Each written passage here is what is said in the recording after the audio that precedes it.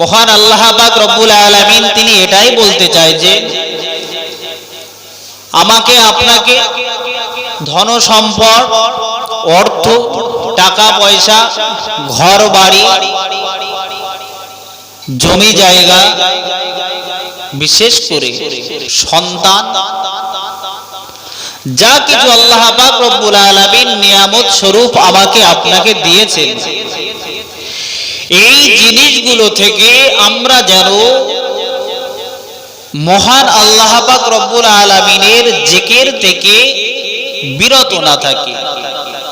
সম্পদের কারণে, জমি জায়গার কারণে, টাকা পয়সার কারণে, সন্তান সন্ততির কারণে আমাদেরকে যেন জিকির থেকে বিরত না রাখে। অর্থাৎ আল্লাহ পাকের হুকুম, আল্লাহ পাকের আহকাম যেগুলো আমাদেরকে তিনি দিয়েছেন, সেই হুকুম আহকাম থেকে ওই জিনিসগুলো যেন আমাদেরকে বিরত না রাখে। আর যদি রাখে, যারা আল্লাহ পাকের জিকির থেকে বিরত থাকবে, দূরে সরে যাবে, তারাই হবে ক্ষতিগ্রস্ত। দুনিয়ার জমিনে সেই সমস্ত বান্দা বান্দীদেরকে আল্লাহ পাক বলছেন যে তারাই কিন্তু ক্ষতিগ্রস্ত হয়ে যাবে।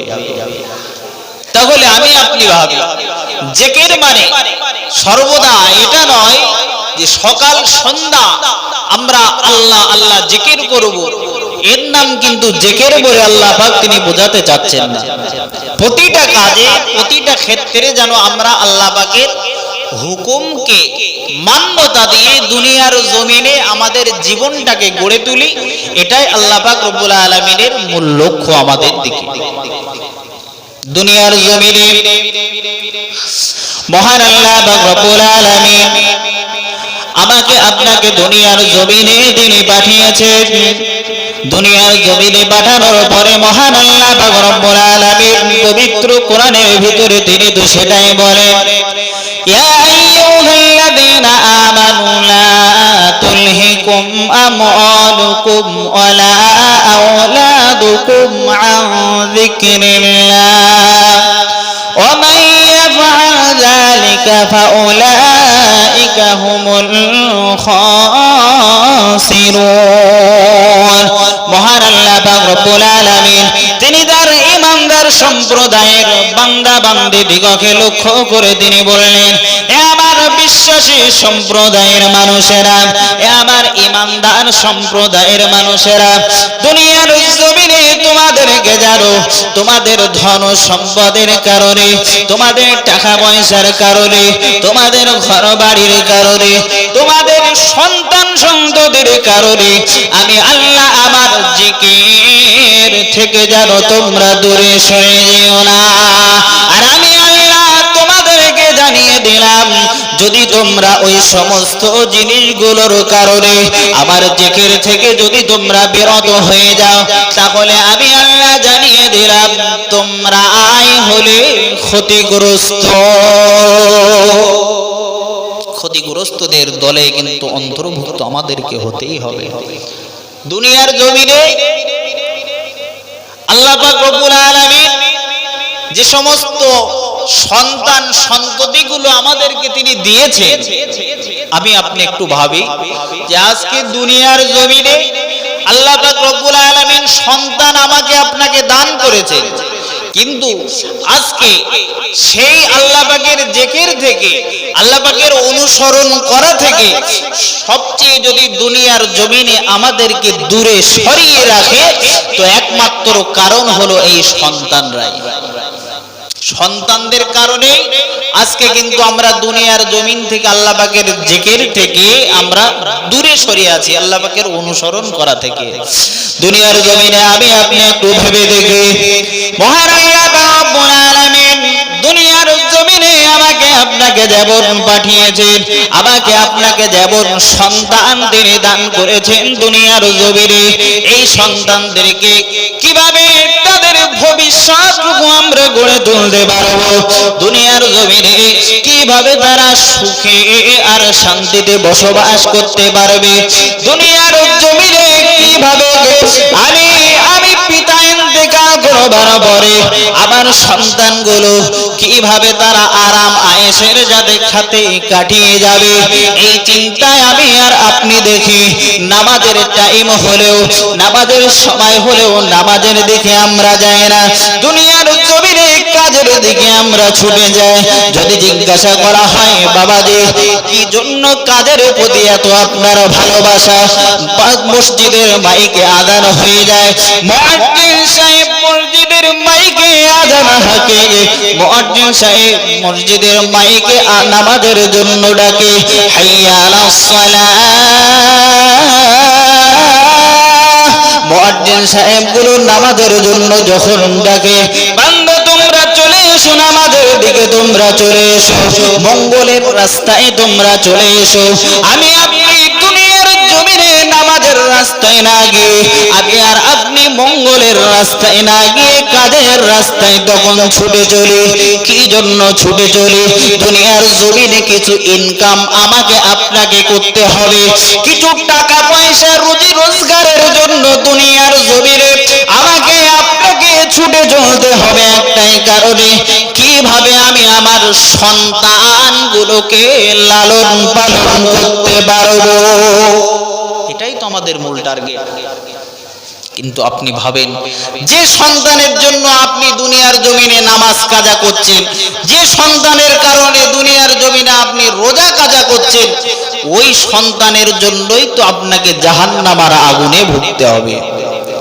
আপনি কি ভেবেছেন আপনি ইন্তেকাল করবেন, দুনিয়ার জমিন থেকে আপনি বিদায় নেবেন, কিন্তু আপনি ইন্তেকাল করার পরে দুনিয়ার জমিন ছেড়ে আপনি বিদায় নেওয়ার পরে ওই সন্তানেরা কিন্তু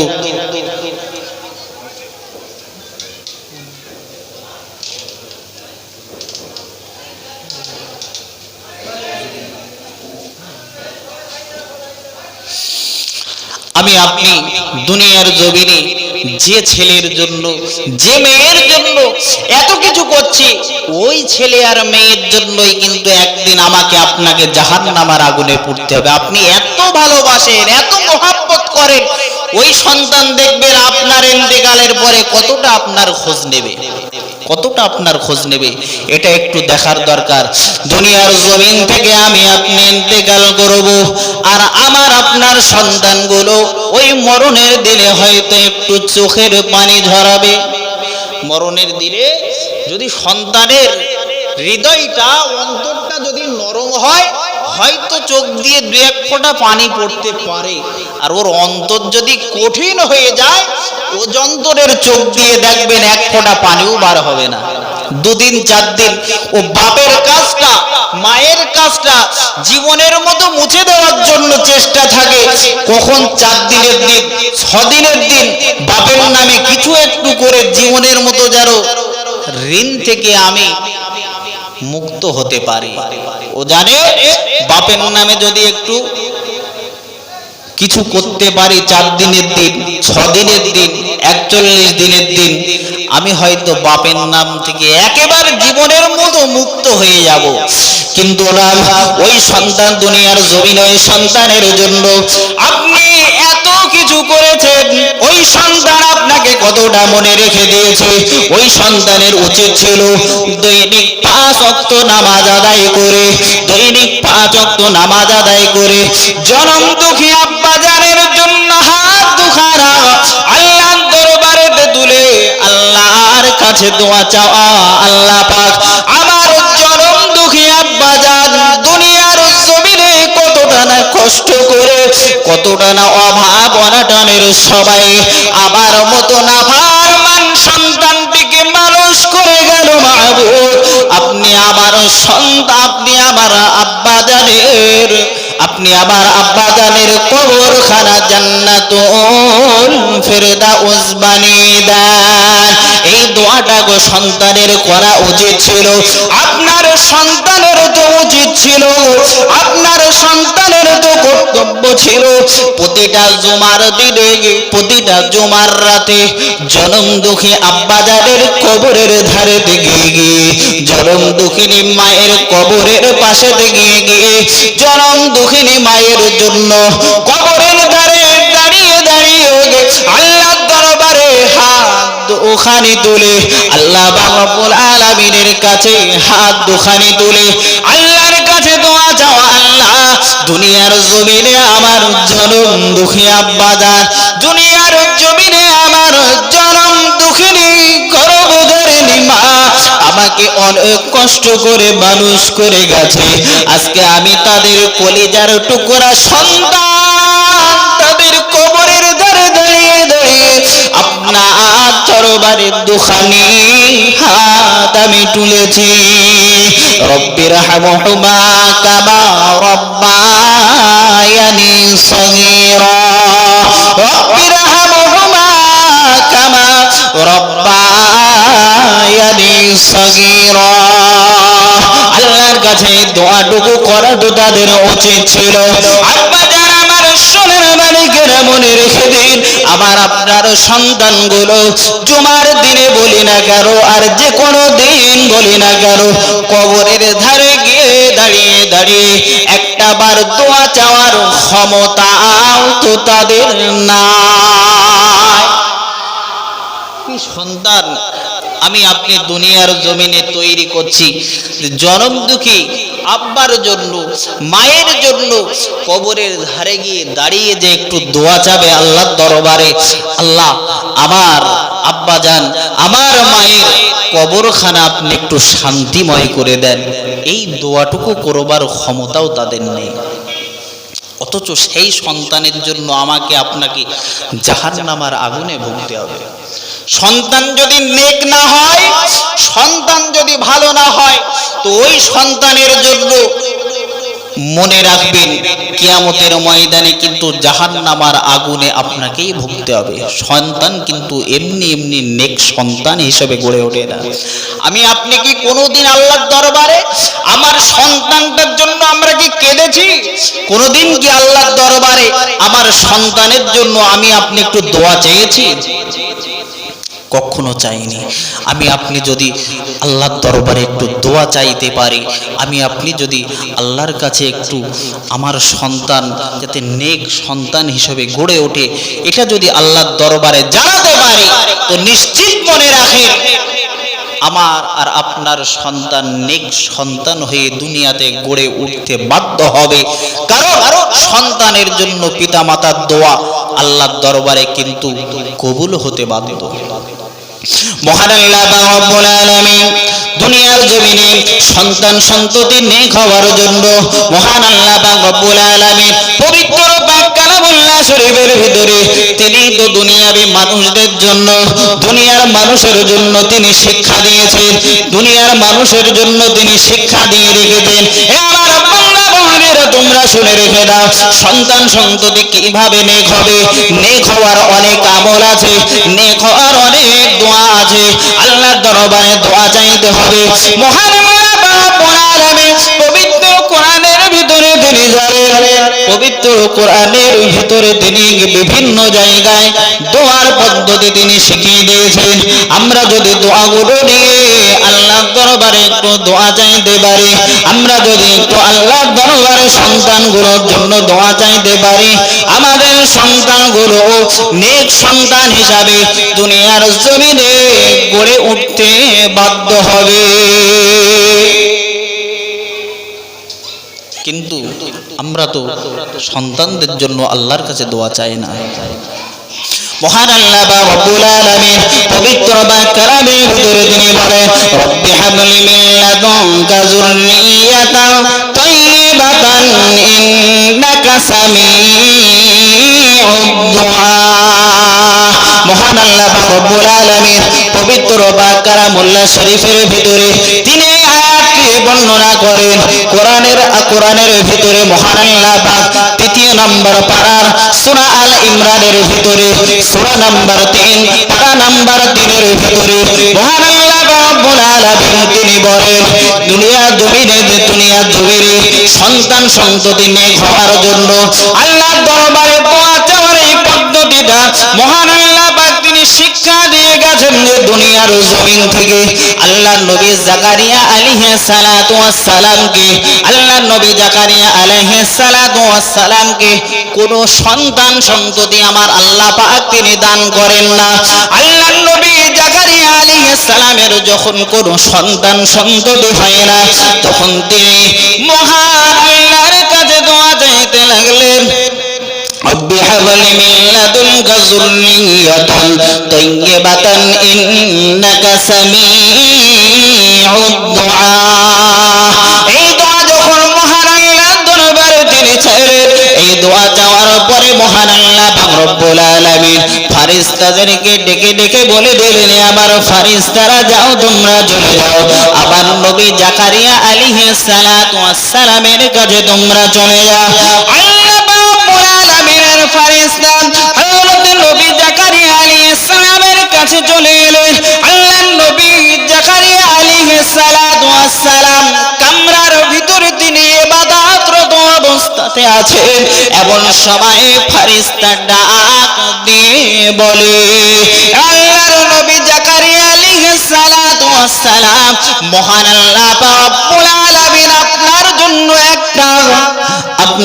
জন্য একটা সুসংবাদ তিনি প্রেরণ করেছে। দুনিয়ার জমিনে আপনার কোনো সন্তান হয় না, দুনিয়ার জমিনে আপনার কোনো সন্তান হয় না, বৃদ্ধ বয়সে পৌঁছে গেছেন, আপনি মহান আল্লাহর দরবারে দোয়া চেয়েছেন, রব্বি হাবলি মিন লাদুনকা যুররিয়াতান তাইয়্যিবাতান ইন্নাকা সামিউদ দুআ। মহান আল্লাহ রব্বুল আলামিন আপনার দোয়া কবুল করে নিয়ে আপনাকে একটা সুসংবাদ তিনি দান করেছেন, আপনাকে একটা পবিত্র সন্তান তিনি দান করবেন। জোরে বলুন সুবহান।